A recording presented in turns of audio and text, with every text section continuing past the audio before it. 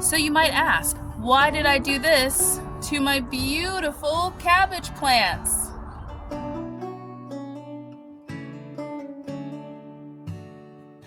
Hi everyone, welcome back to my channel. I'm Shamira Benson, one part of Team Benson, and today I am going to give you guys a quick tip on why I just chopped a whole bunch of leaves off of my red cabbage. So for those of you guys that don't know, I am in the Phoenix, Arizona desert. I'm in zone 9B and it gets hot here, and it is already starting to get hot here. Today was 95 degrees and I think we're supposed to have our first 100 day this week.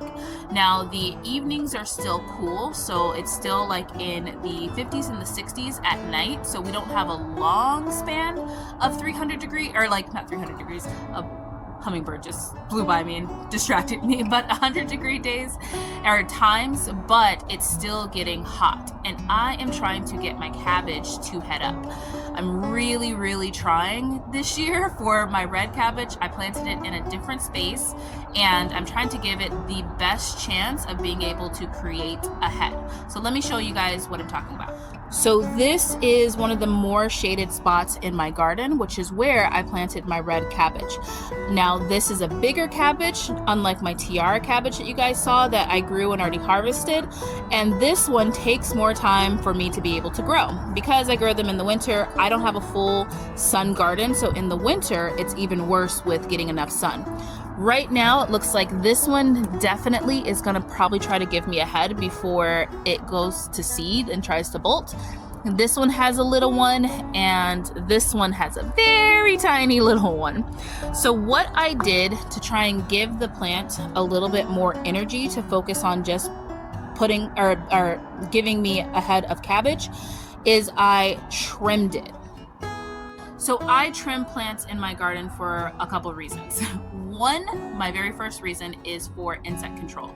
If my plant is getting attacked by something or eaten by something, you guys will see me really trim, like especially like my cut and come again crops, like my collard greens or my kales. I will go ahead and cut those all the way back to just like a little bit of the crown, so that then the plant can kind of put energy into regrowing itself.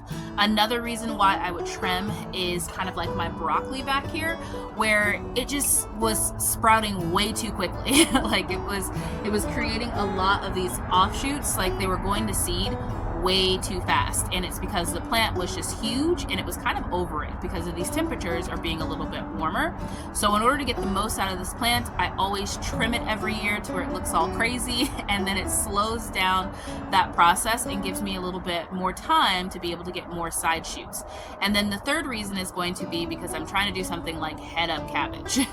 And that just puts more energy into one direct spot, and the less that the plant has to work to be able to provide nutrients to all of those leaves, the more it will be able to focus in on just giving me what I want, and that is a beautiful head of cabbage.